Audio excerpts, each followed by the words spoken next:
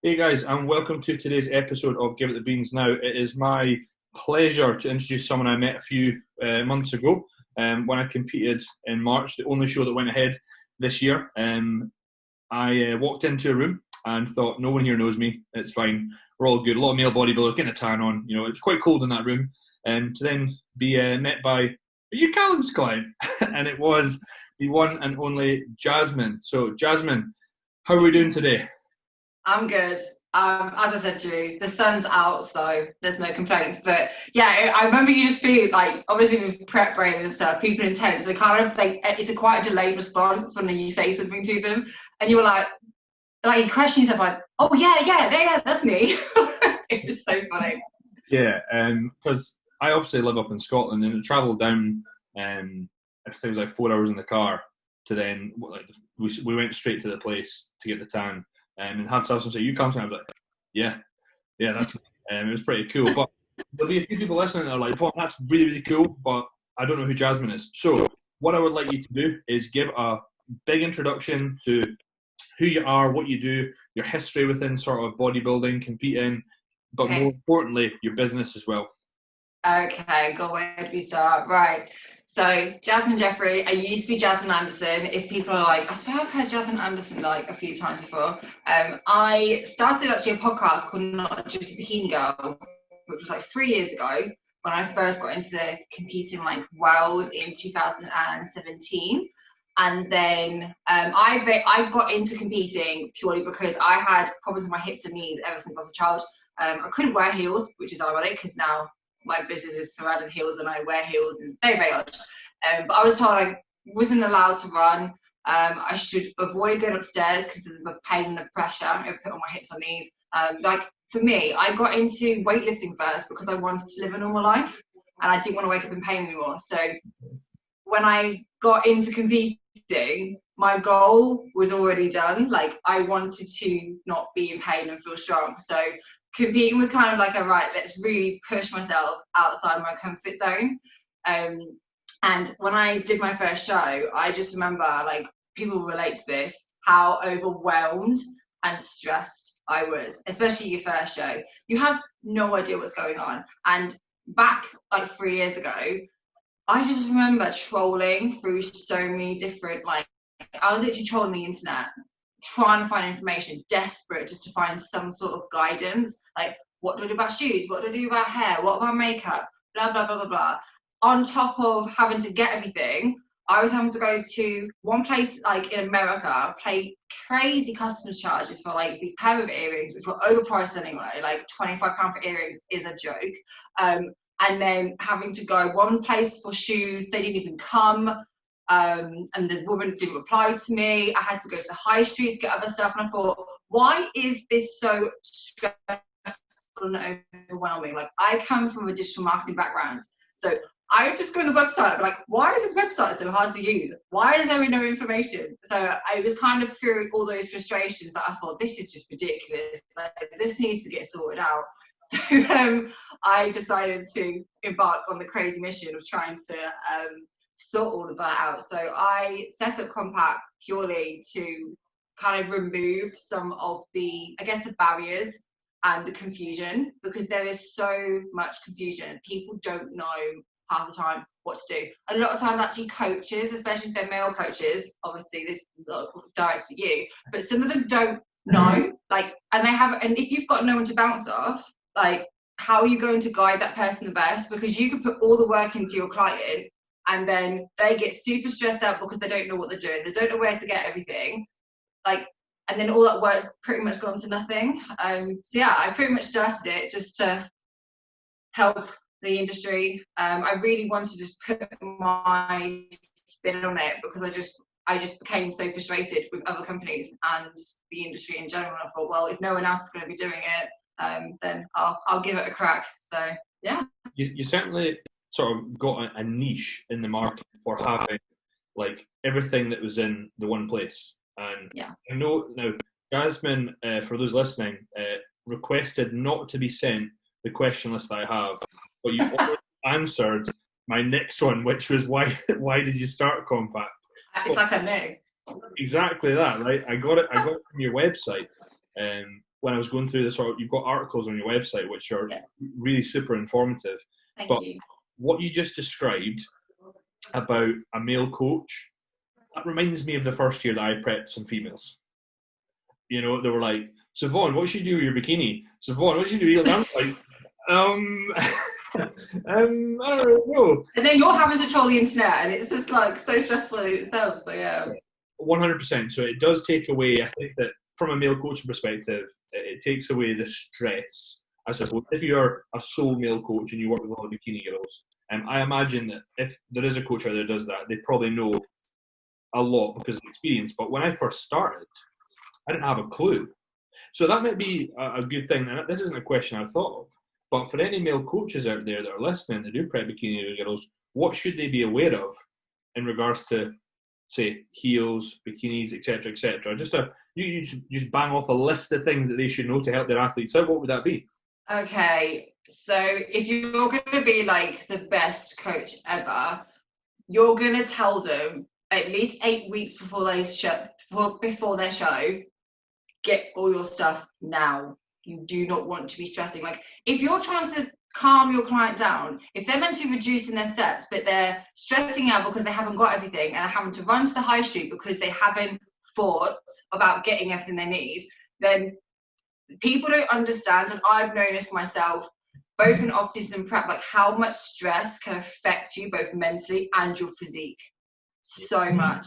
And when your hormones are going all over the place, you forgetting or you not having a certain item that you need is going to throw you off. I've been there, right? I've been there in my first show. I cried because I left earrings at home and I didn't bring a backup. Like, and that completely like threw me off. And that sounds really silly to a normal person, but to people like ourselves, like, it is a quite a stressful thing. So I would just say 8 weeks out, just say to them, look, have you thought about getting everything that you need right now? If your prep brain is going to be getting worse, you just want to make sure you're just reducing as much stress as possible. You need to be saying to them 8 weeks out, have you started exfoliating your skin yet? Are you doing your skin prep? Because there's nothing worse, again, if you put all that work in with your client and then they're like, oh no, I didn't even know I had to do exfoliation. I didn't even think I needed to start it, blah, blah, blah. And then the tan doesn't look as good because they haven't put that effort in. It's just kind of giving them like that checklist. Another thing as well is posing. And I say this with like posing coaches as well. If someone isn't getting the poses and say they've come to you like 4 or 5 times, a lot of times it's actually not the posing coach that's doing something wrong. It's the fact they've got the wrong shoes on. Whether they're too narrow, too tight, like too wide, high heel or the height of the heel, can't talk. Height of the heel isn't like big enough, small enough, the platform, the arch, like all these little things make such a difference. And this is something that I don't think people are really aware of, because I don't think there was anyone really given that information and testing and trying every single heel. I have tested and tried every single shoe on that website. I know them at the back of my head, right?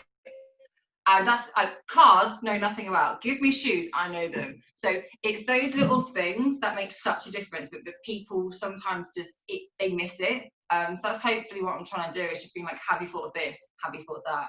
So yeah. Now, are you sure that you've not hacked into my laptop and seen the question list? Because that was what was coming next, was literally about heels. Because I know from what you just said, right, there'll be a lot of listeners out there that have just went, oh my God, I didn't realise that there was different types of heels. And my next question was going to be, for those girls that are listening, could you explain the difference? Now, it's going to be hard to roughly suggest, okay, if you're, say, 5'9", if you're 5'7", 6'1", these heels I'd go for.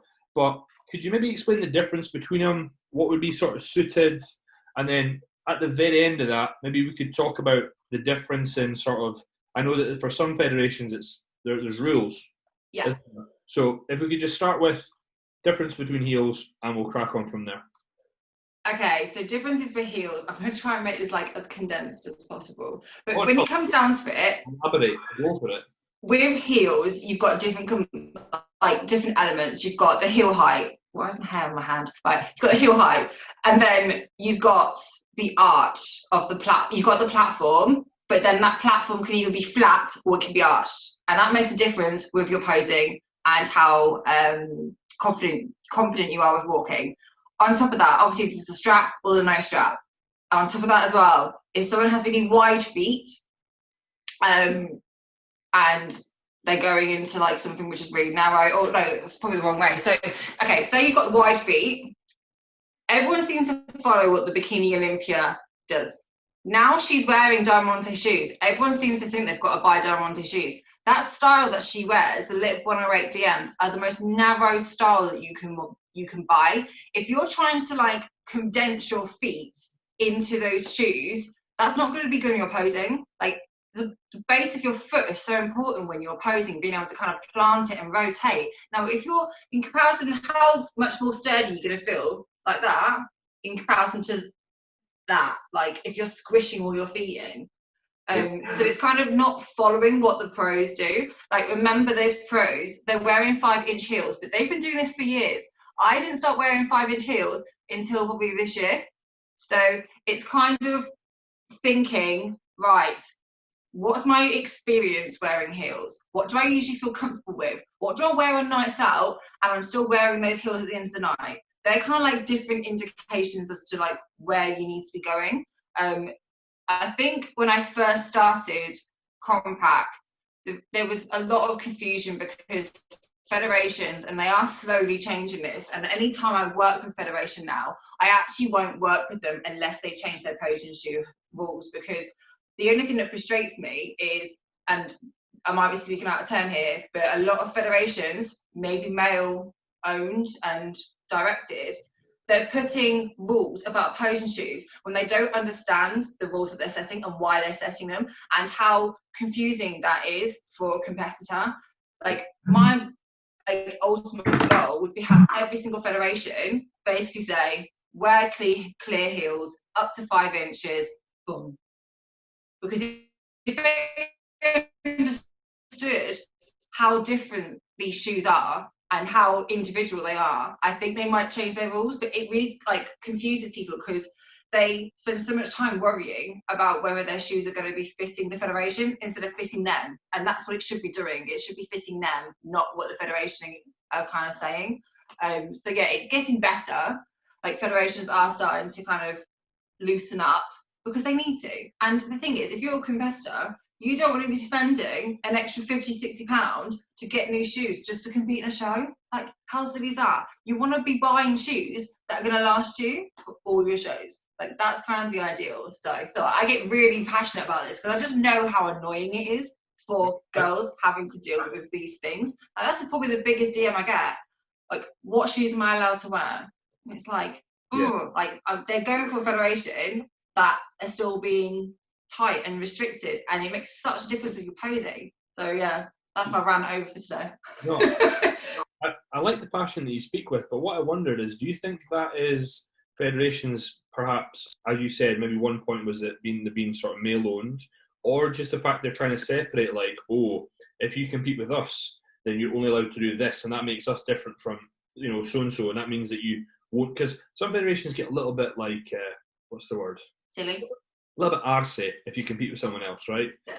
Not so much, but some of them do. You think that's anything to do with it, or is it just a case of literally us guys know fuck all about shoes, and perhaps should maybe just bring you in and say, right, what should our rules be? What do you think? It's a good question. Maybe when it was the trend of you had to be loyal, potentially, but now we're in this time of the industry where there's so many different federations and you don't really have to be loyal unless you're pro, and even then obviously there's kind of leeway depending on the federation. I just don't think it's not needed anymore. Like, it's just not warranted. Yeah. So I don't know, maybe the guys just kind of they're quite outdated. I don't know, maybe they don't think that people are even like reading the criteria, but like, trust me, people are. So I do hope as time goes on more federations are doing that. And yeah, like for example the Strong Classic, I spoke to Darren, and Richard, as soon as their criteria came out, I messaged Richard and Darren. I was like, change that now. I was like, if you don't change that, I said, that's going to put people off, because that's like that's one more stress they've got to think about. And they're like, oh, we didn't realise, and now they've changed it, and it's like, cool, it's sorted. Do you know what I mean? But yeah, hopefully it'll change. Now, to go back to an earlier point you said about if it's not the posing coach, it's often the heels. Now, for someone listening, they've maybe kind of thought of that and went, well, what does that really mean?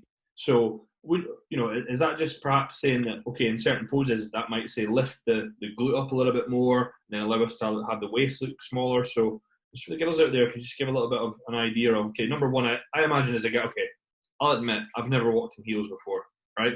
All I've got to say on that, I can get size 12, up to size 12, and even 13. So I was waiting to say, unfortunately, I'm a 13. But I'm your girl, just saying.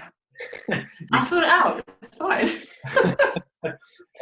So apart from just it maybe perhaps adds to the illusion, do you feel that it is, especially with first timers, it's a confidence thing in like I assume, fear of falling? Is that a thing with you? Yeah.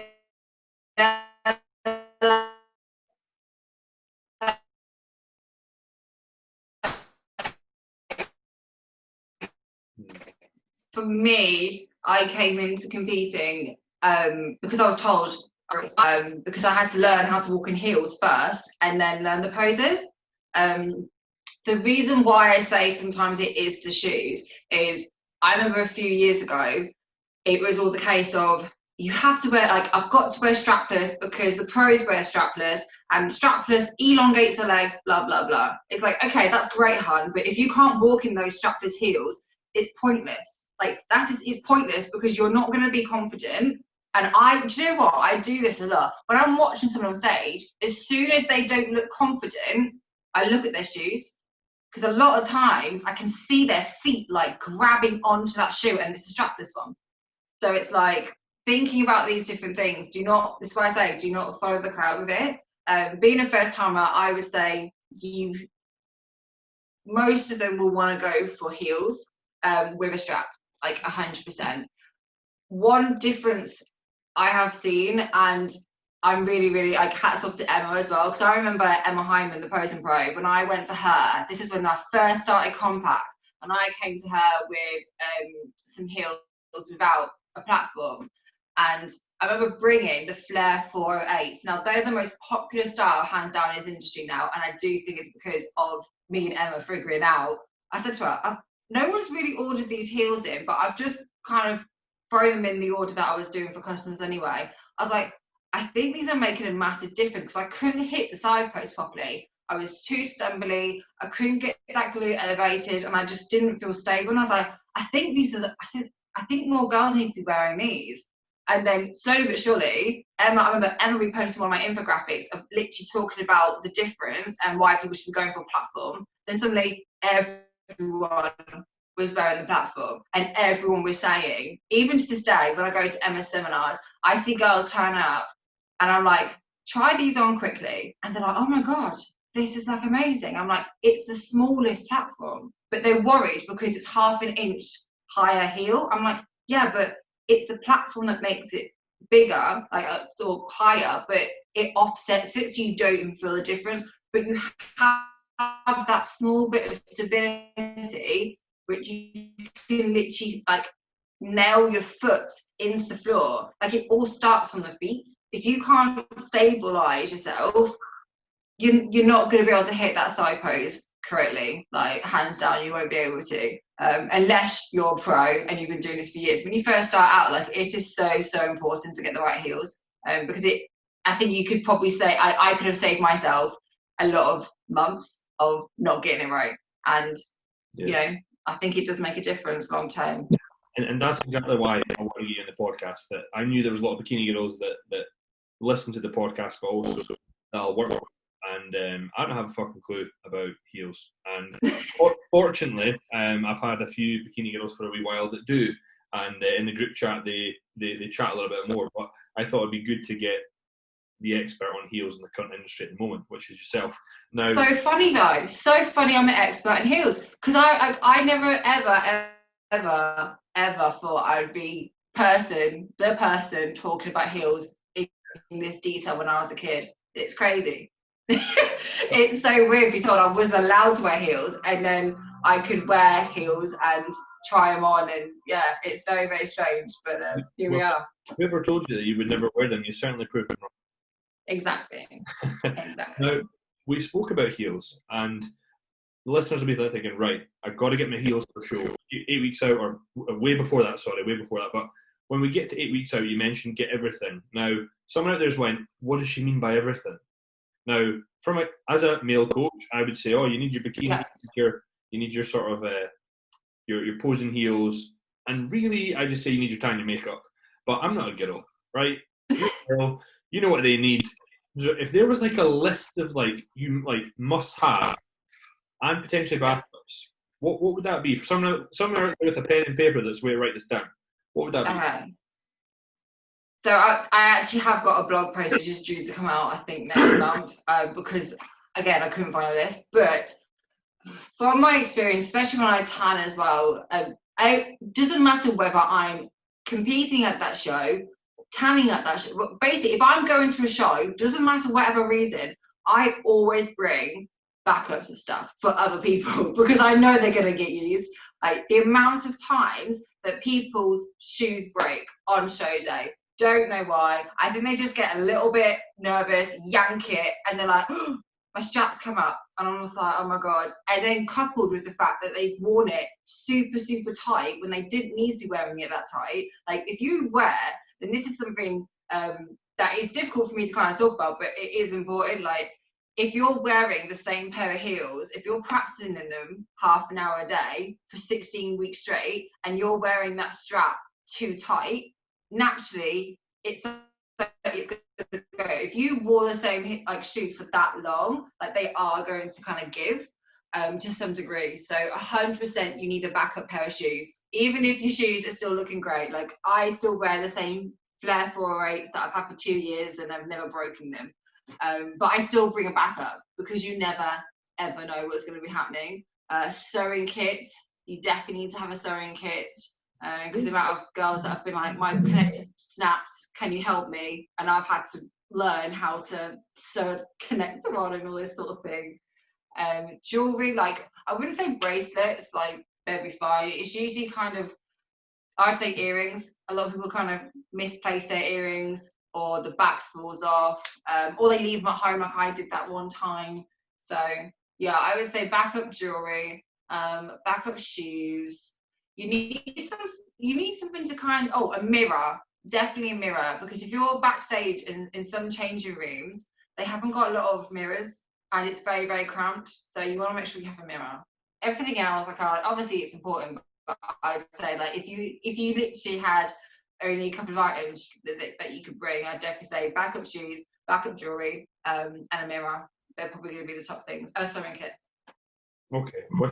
Now, when it comes to, obviously, we've got the shoes, we've got everything sorted. Now, you'll see, one of the main things that competitors will complain about is often the cost of competing in general, right? So a lot of people try and do everything on the sort of, not budget, but, as sort of feasible as they can. So when it comes to, say, whether it's secondhand bikinis, I don't know, perhaps even know, do they do secondhand shoes? What would be your sort of recommendation on that for first-time competitors? Is that something that you would say, go for, don't do, or what's your thoughts? First, I think if we're referring to the compact marketplace that I have, and this is how much I've done in lockdown. I've got all these things planned. I've planned a blog post to talk about this. If you're a first timer, buy a plain bikini from a designer and do it yourself. Don't go and buy a second-hand bikini, purely because you don't know what your waist, you don't know what your hip and your waist measurements are going to be like. So you might buy it 8 weeks out and it fits you, but then when you get to show day, it's loose, it's baggy, and no bikini bite or bikini tape is going to save you.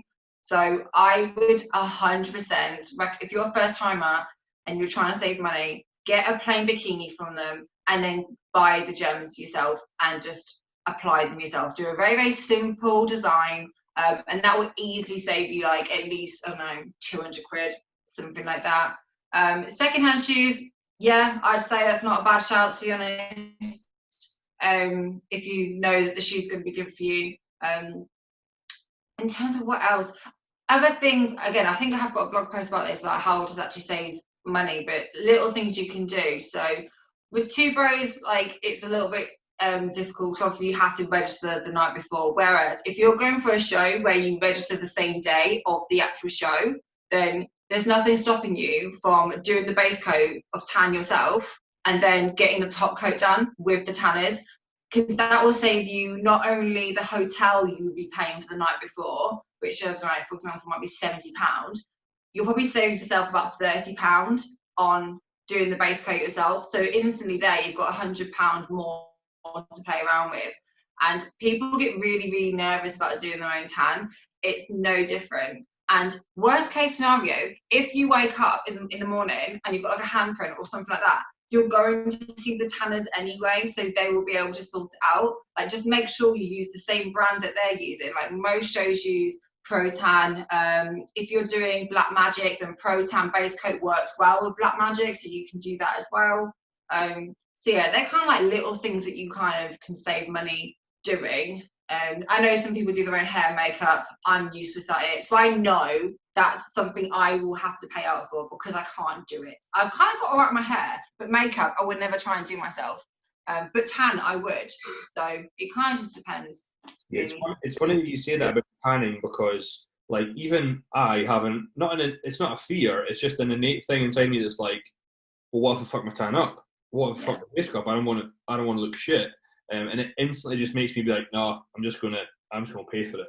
I can't say, well, I would always say that I've always been able to do my own hair, which isn't a bad thing. But I guess that's one thing that perhaps some females aren't aware of, first timers, is how much the reality of an actual competitive season or competitive show could cost. Now, I know you mentioned you've got blog posts coming up about it, but if you were able to share on this podcast about perhaps just as much as you could think of, then we can maybe work out exactly a figure, a rough estimate of how much it costs from literally starter prep to show day. Where do we start? I probably should do a blog post on that. That'd be quite interesting to actually go from, okay, if you're 16 weeks out, how much is it going to cost you? So what was the question? Like, from that how many weeks out, what would I do to save money? Well, there you go. I was just going to say how much would it cost you, but you've just said what could it be to save money. I think that's a much better sort of topic. So yeah. Putting you on the spot here. I'm trying to think. So I'm trying to think how, because I actually do Excel spreadsheet. Yeah, even to this day, I still do Excel spreadsheets of how much my show day is going to cost me, like the whole season. And usually, I'm not the sort of person that will buy multiple bikinis. I will wear the same bikini and I will rinse that thing because I spent a lot of money on it. I usually try and do I am going to start to try and do my hair myself. I do my base coat myself, but even then, I did a Two Bros, PCA, and Marry Pro. I think altogether it ended up costing me about £2,000. But take into consideration, I didn't technically have to pay for a lot of my essentials because it's through my business. So maybe like 2,500. I went into Marry Pro with a bodybuilding style bikini, and I just used jewelry and hair just to kind of like tweak it, and it worked. I think you're maybe looking, if you're trying to do this, you need to factor in, I'd say, at least 3.5 if you're going to cover your coaching, extra money for food, posing, all that sort of thing. Whether you bank that across like the year before or stuff like that. But yeah, instead of saving money when I'm on prep, it's kind of, I think one thing that people will spend, it's funny, you eat less but you'll spend more on food because you'll spend more money on those like hacks, whereas it's kind of pick and choosing, because if you're not careful, like say you're picking up, I don't know, like if you're really trying to save money and you're picking up a Monster and then you're picking up jelly and then you're picking up something else every single day, that's going to add up massively. Like, you could easily spend like £5-10 a day extra on those little things. And what, £70 a week? Like, that really could add up. So it's kind of picking and choosing those little hacks. Freezers, you godsend. The amount of times I remember when I first started, I would time correctly going to like the Co-op or Tesco to go to that reduced aisle, but like, here we go, boom, boom, boom.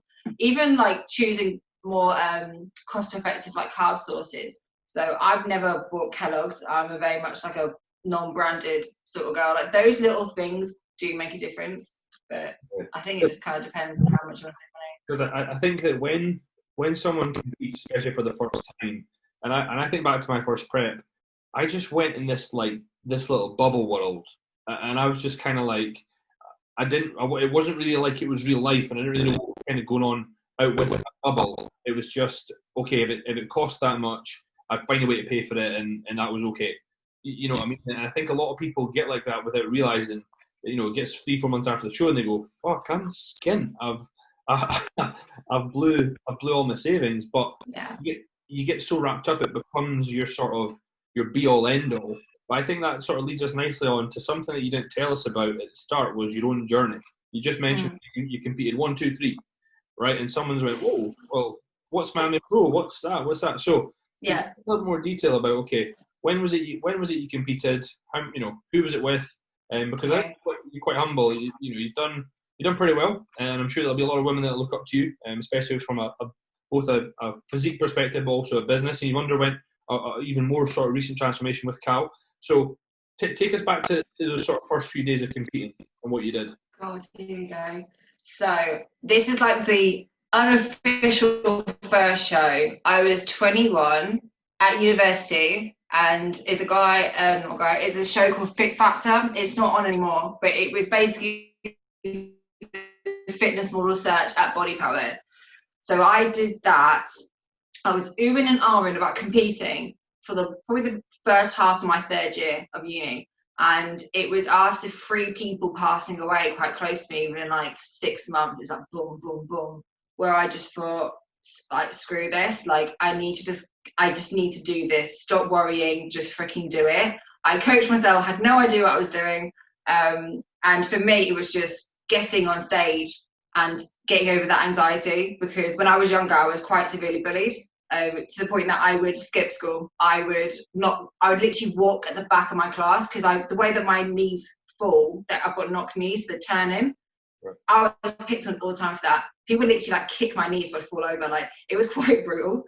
So it did affect me quite a lot when I was a kid. So for me, as I say, getting to competing, it was to get stronger and to overcome the fear of people watching me walk. And I always remember that before I go on stage. Anytime now, I'm like, oh, I'm not scared of this anymore. Like, I don't even care if it's like a slight turn. I just don't care now. So that's kind of where it started. I got through to like the first like day or something, but it was just the best thing anyway, just to be able to do it. And then I went away, took a year out. I think, yes, I just graduated and I had no money because uni life. So yeah, did the PCA Hampshire, and that was in June 2017. I got first call out, centre stage, didn't place, but I was still super, super happy. Just to get first call outs, I was like buzzing, love this, all good. And my weight, I got really, really good feedback, but I basically wasn't lean enough, and I was like, that's fair. I still have no idea what I'm doing in this sport, so all good.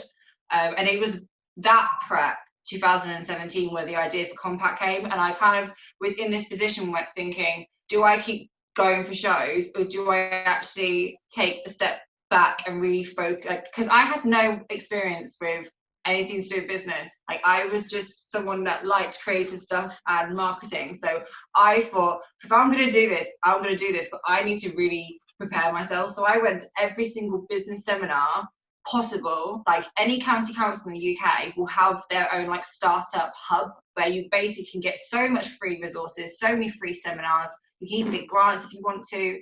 So I spent the whole of those 6 months, anything about HR, legal, finance, cash flow, product, like anything. I was like, yes, just give all this information to me because I have no idea what I'm doing. So yeah, then started the business March 2018. And that was quite a stressful time actually, because Joe's dad was really poorly, so we had to care for him because he basically had 2 decompression spinal surgeries, which left him paralysed from the waist down. So that was quite a stressful time. But I just, even with everything going on, I thought there's never a right time to start a business, so I just need to do it. And then that's when I did the whole experimentation season, for what I call it. So did PCA again. I came in like, I think it was, I can't remember, maybe like a stone lighter. I came in so lean, like, and during that time PCA were going for quite lean like looks. Got a first call out, center stage again, so I was like, oh my god, I might actually like get the invitation to the finals. Didn't get it. Got the first call out again, and I was like, what? I just thought, girl can't catch a break here. So I then went for feedback, and I got very, very conflicting feedback.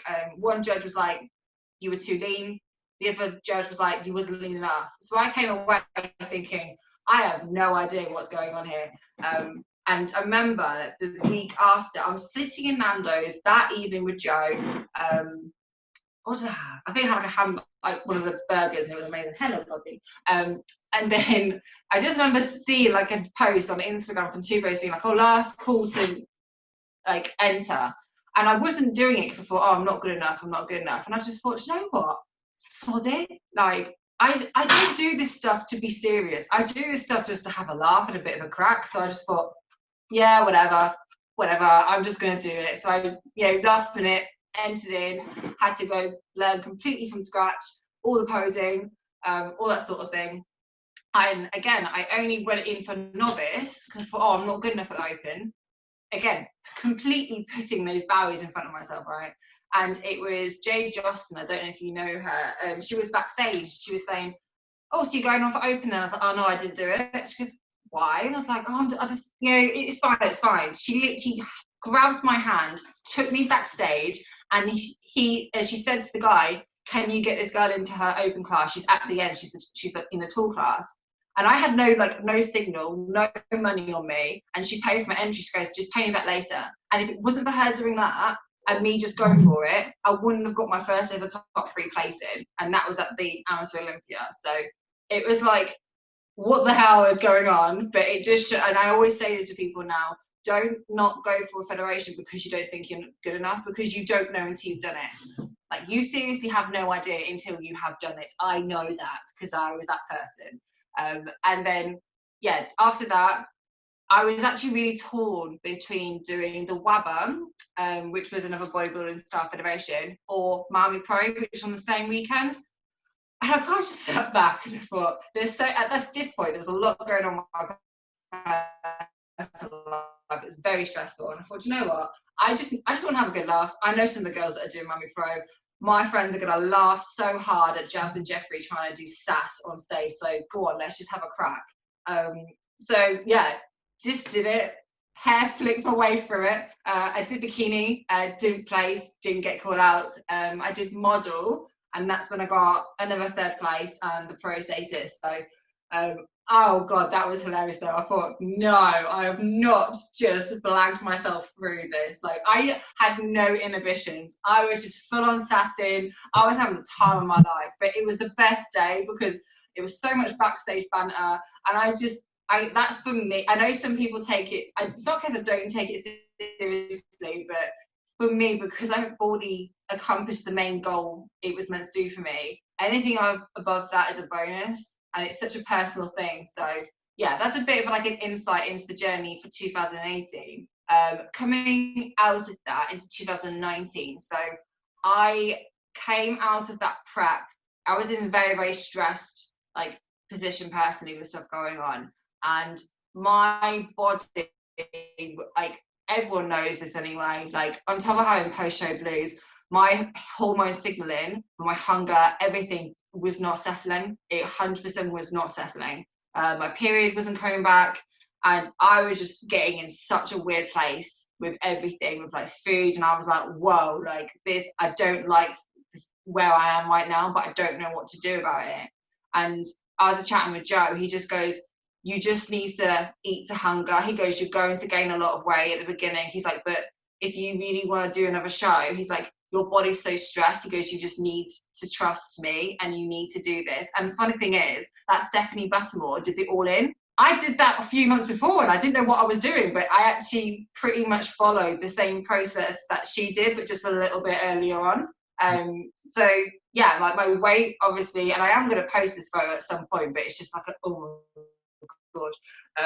So yeah, it wasn't nice. Like my weight, I didn't feel comfortable in how I looked. I didn't like how I looked at all, but I kind of thought I can either still try and diet, track, and get myself in a worse position both mentally and physically, or I can just take a step back, get everything sorted, and then let my body settle and then see what happens. So I'll be honest, I'll do weights and stuff. So my weight ballooned up to 177 pounds, and then over the course of that year, it slowly, I dropped 10 pounds, and it wasn't even me doing anything. It was just obviously all my hunger, settling, appetite, all that sort of stuff. So yeah, 167 pounds is when I came to Cal.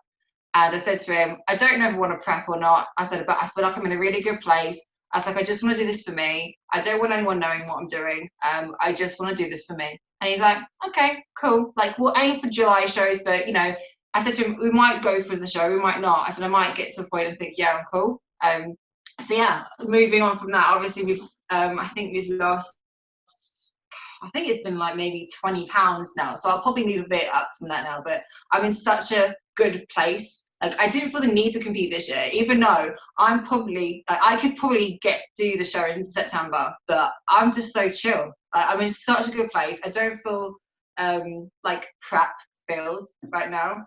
So yeah, that's a real long like spiel, but that's pretty much the whole journey. And I haven't spoken about last year a lot, just because I was just trying to get my own head like in a good place before I kind of, you know, spoke about it. And Cal has helped me so much to feel like myself again, and I feel like I'm so much more productive now. Like, I'm back to my productive, happy, chilled self, and I didn't need this stage to do that either, so that was pretty cool.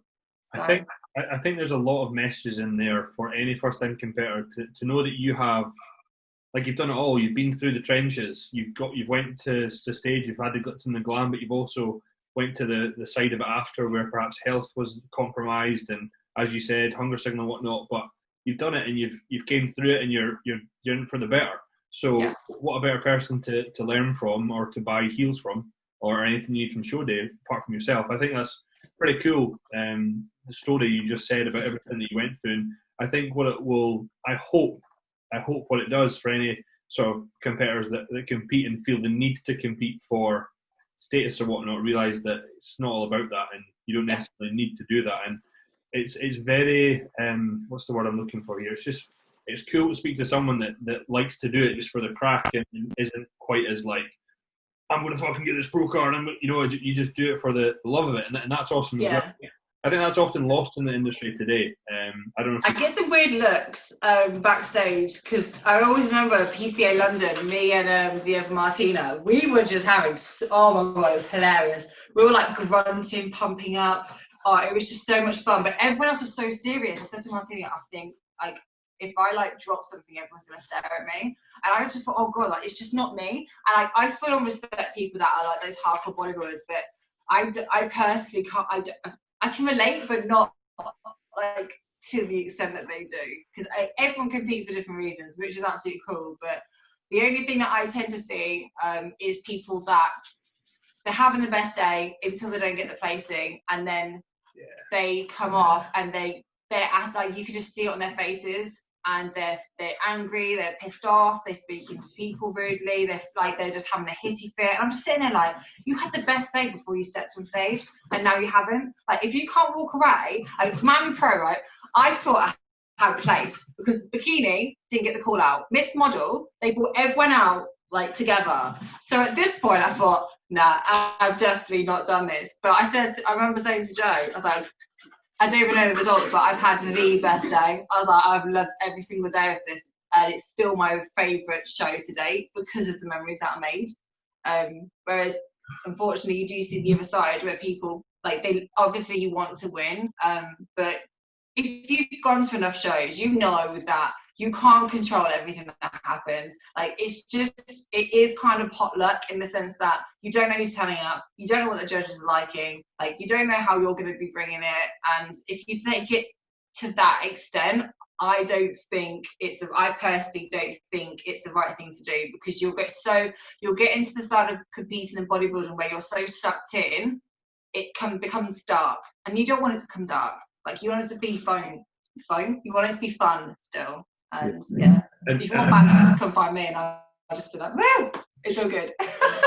I think when I did my first prep, I got sucked into that, and I wasted 5 months being like, I want to win, I'm going to win, blah blah, and then it didn't happen, and thinking that the world was ending, and was really sort of like lost for quite a few months.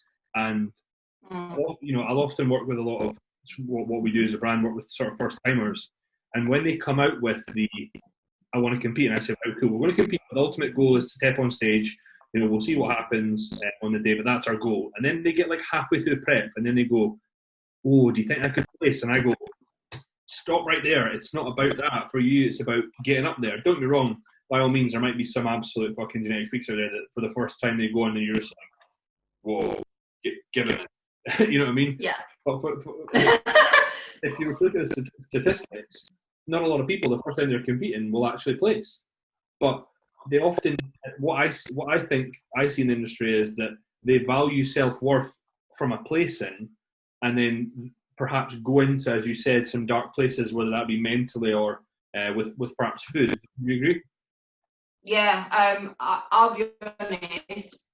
I actually, when I think about athletes, I like betting on an underdog.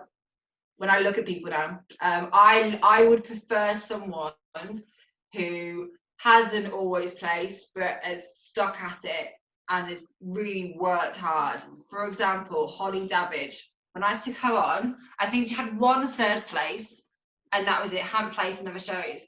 And she even said to me, "Why are you taking me on?" I was like, "I relate to you." I was like, "I can see a lot of myself in you." And I was like, "And I like taking a chance." I like helping those people and helping them to elevate themselves.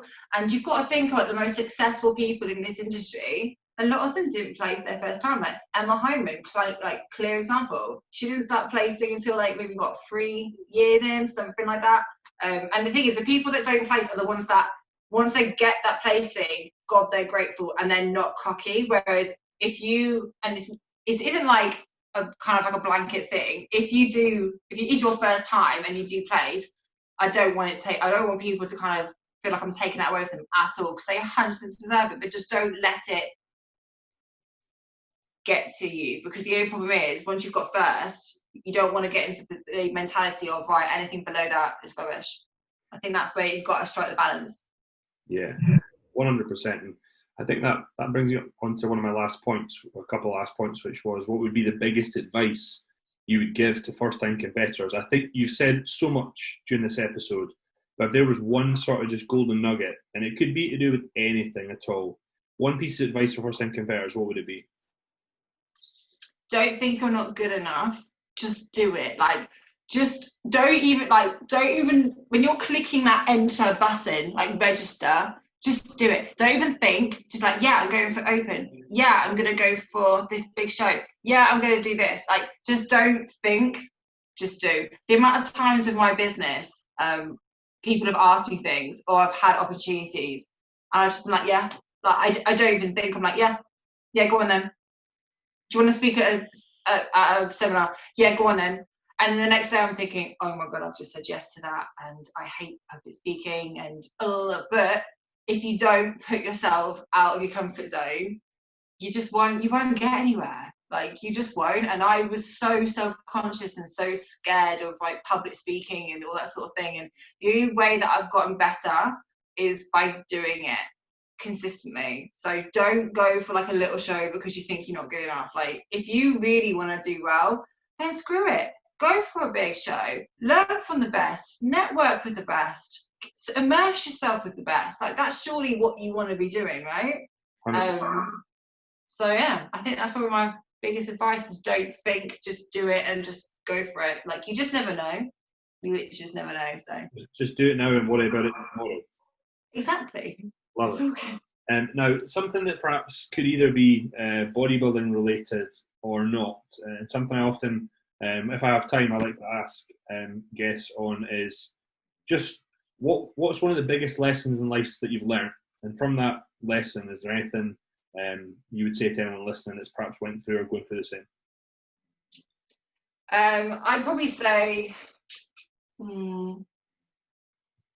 like for me, my mental health, like I've spoken about it before, like I've suffered from depression in the past. I wouldn't say it's 100. It never really goes, especially when you had it from a young age.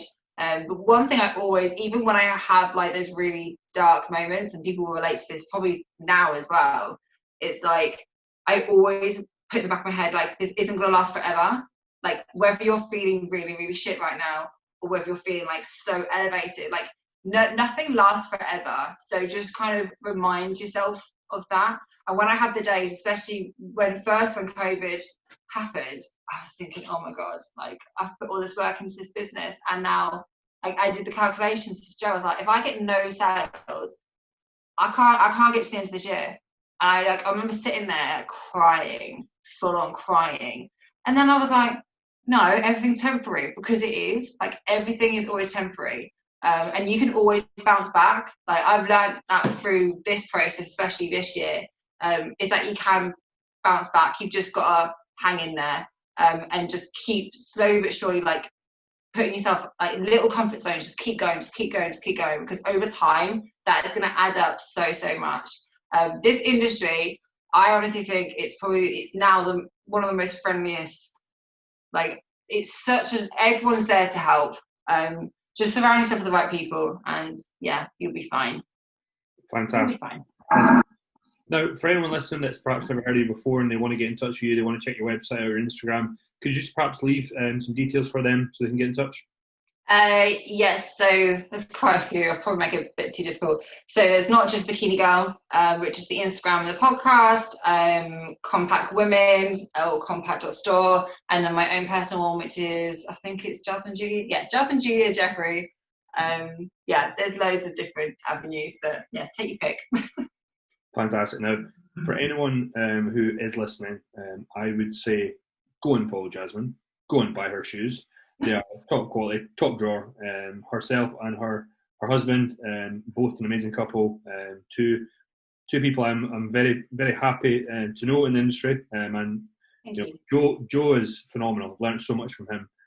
But behind every good man is an even better lady. So that's how we'll end. So thank you for coming on. I know that my team will really appreciate it, but I know that the listeners will get huge value, considering that they'll all be looking to compete next year, no doubt. And I think that you dropped some really amazing knowledge bombs. So thank you. Roll on 2021, folks. That's what I keep saying to everyone. Roll on 2021. It'll be a good year. Absolutely. Now, if you're listening, whatever you do, wherever you are, give it the beans.